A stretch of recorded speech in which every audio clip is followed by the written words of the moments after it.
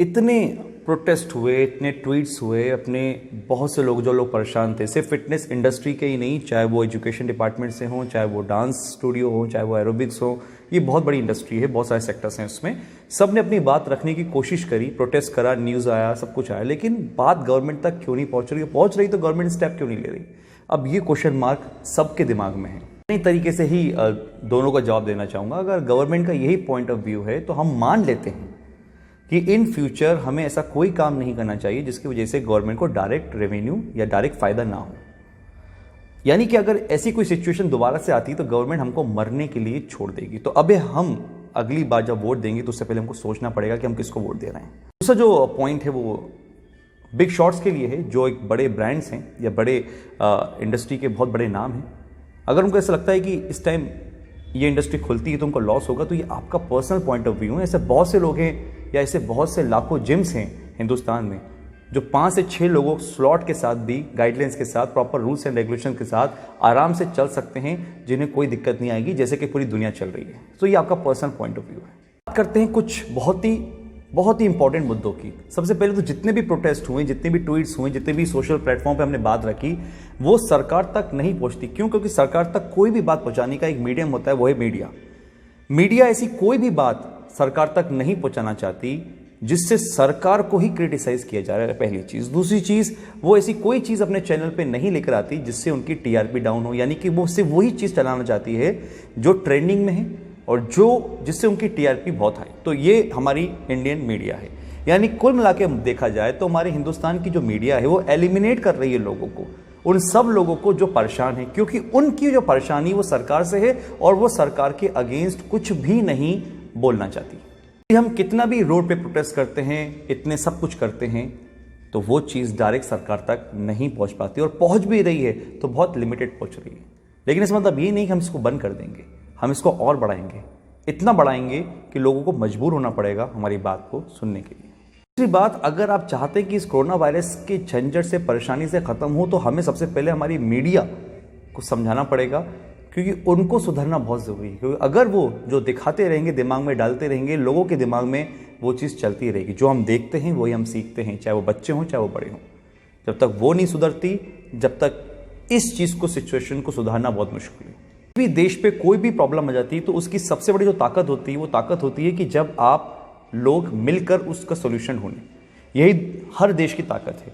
लेकिन हमारी मीडिया ने उसको इतने टुकड़ों में बांट दिया कि जहां मुद्दे उठाने चाहिए थे वहां मुद्दे उठाए नहीं, और जहां लोगों को साथ लेकर आना चाहिए था वहां पे धर्म के नाम पर, अदर इश्यूज के नाम पर इस तरीके से बांट दिया है कि आज इंसान के दुश्मन हो गया। तो हम कोरोना वायरस से कैसे जीतेंगे? सबसे पहले तो हमको आपस में जीतना पड़ेगा। बहुत से लोग हैं जो इस चीज़ को देशभक्ति मानते हैं। ये देशभक्ति नहीं होती है, ये आपस में लड़कर एक दूसरे को गलत साबित कर देश को खोखला करना होता है। ये देशभक्ति नहीं होती है। अगर कोई इन सब चीज़ों को गलत साबित करके लोगों को समझाना चाहता है कि जो कुछ हो रहा है वो गलत है, ये एक एजेंडा के थ्रू एक काम कर रहे हैं जिसका भुगतान हम सबको करना पड़ेगा, नुकसान सबको भुगतना पड़ेगा। चाहे वो डॉक्टर रॉय हों, चाहे वो संदीप माहेश्वरी हों, चाहे मैं खुद हूँ। डॉक्टर रॉय का तो चैनल ही डिलीट कर दिया यूट्यूब से। संदीप माहेश्वरी की एक वीडियो आई थी, कोरोना का डर, चाहे आप बहुत से लोगों ने, लाखों लोगों ने देखी होगी। आज आप उनके चैनल पर जाके देखिए, वो वीडियो वहाँ पर नहीं है।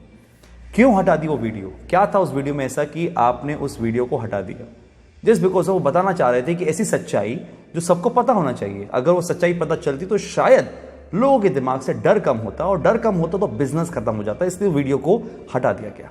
सब खत्म कब होगा कोई नहीं जानता, क्योंकि मीडिया इस चीज़ को कभी ख़त्म नहीं करेगी। क्योंकि आप मीडिया को समझे, मीडिया कोई सोशल प्लेटफॉर्म नहीं है जो आपके लिए, देश के लिए कुछ काम कर रही है। वो एक बिजनेस है जहाँ से उनको टीआरपी मिलती है, जहाँ से उनको एड्स मिलते हैं, जहाँ से उनको स्पॉन्सर्स मिलते हैं, वो लोग उस चीज़ को प्रमोट करते हैं। वो एक बिजनेस है, चाहे वो झूठ हो या सही हो, किसी के लिए अच्छा हो या बुरा हो, देश के हित में हो या नहीं हो, बस वो उनको वो चीज़ दिखानी है जिससे उनका बिजनेस इंप्रूव होता है।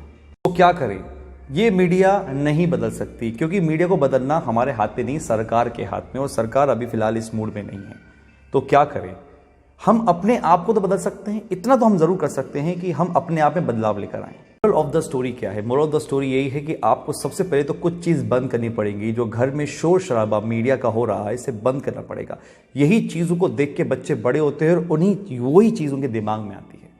देखिए, जो चीज़ आप देख रहे हैं उससे आपके दिमाग में एक डर बैठ रहा है और उस डर के साथ आप किसी भी परिस्थिति से बाहर नहीं निकल सकते।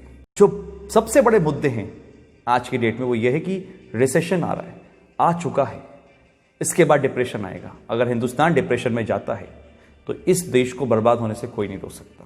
ये मंदी का दौर है, इसमें हम लोगों को समझना चाहिए कि किस तरीके से इन प्रॉब्लम का सॉल्यूशन निकले। हमें वही चीज़ देखनी है जो ये इस देश की भलाई के लिए हो, ना कि उनके चैनल की भलाई के लिए। ताकि वीडियोस बनाकर इस तरह से लोगों से बात करके मैंने परिवर्तन देखा है लोगों के अंदर। ये वीडियो मैं इसलिए बनाता हूँ ताकि मैं आप लोगों को सच्चाई बता सकूँ, जो मैं और ऐसे न जाने कितने लोग हैं जो समझ रहे हैं, जो देख रहे हैं अपने आसपास। क्योंकि सच्चाई बताने से लोगों में परिवर्तन आता है। मेरे ही लोग बहुत सारे मेरे अगेंस्ट थे इस यूट्यूब पे, आज वही मेरे सब्सक्राइबर्स हैं, वही मेरे फॉलोअर्स हैं, मुझे मैसेज करते हैं। कुछ लोगों ने तो माफ़ी मांगी कि हमने आपको स्टार्टिंग में गलत समझा, लेकिन आप सही थे। ये परिवर्तन आता है बात करने से। मेरे मैसेज को फैलाइए, शेयर करिए और लोगों तक पहुँचाइए। लाइक करें ना करें डजंट मैटर, लेकिन मेरा मकसद जो है मेरी बात लोगों तक पहुँचाना कि ये जो सिचुएशन है, ये सिचुएशन सब पर आनी है। कोई एक नहीं बचेगा। इस तरीके से मैं आपको मैसेज दे रहा हूँ, इसी तरीके से आप लोग भी मैसेज दें। प्रॉब्लम सिर्फ ये है कि हमें लोगों को जोड़ना है एक साथ, चाहे वो फिटनेस इंडस्ट्री के लोग हों, चाहे वो किसी भी सेक्टर के लोग हों जो परेशान हैं। अगर आप सोचेंगे कोई आपको गाली दे रहा है, कोई आपसे बदतमीजी कर रहा है, तो सबसे पहले पूछो कि प्रॉब्लम क्या है, क्योंकि बात करने से परिवर्तन आएगा और परिवर्तन से लोग जुड़ेंगे। एक बार लोग जुड़ गए तो इस सॉल्यूशन का हल भी हम ढूंढ ही लेंगे। प्रोटेस्ट करें, ट्विटर पे सब जगह करें, लेकिन दोनों से लोगों से कनेक्ट करें। आप अकेले कुछ नहीं कर सकते जब तक एक साथ सब लोग आवाज़ नहीं उठाएंगे। मेरा एक वीडियो बनाने का मेन मकसद आप लोगों के साथ यही था कि लोग परेशान हैं, लेकिन इस परेशानी का सिर्फ एक ही सॉल्यूशन है, आपस में मिलकर सही चीज़ का साथ देना। जय हिंद।